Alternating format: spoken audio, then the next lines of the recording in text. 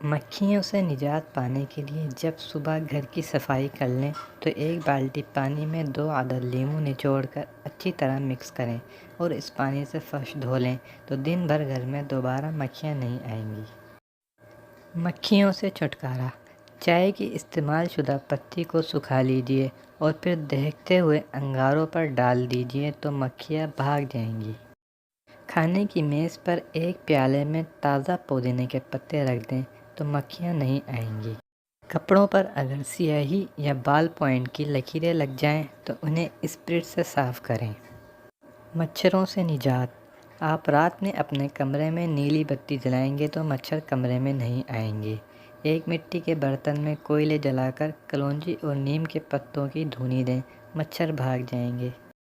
کچے رنگ کے کپڑے دھونا: ایسے کپڑے جن کا رنگ کچا ہو انہیں علیحدہ علیحدہ دھونا چاہیے۔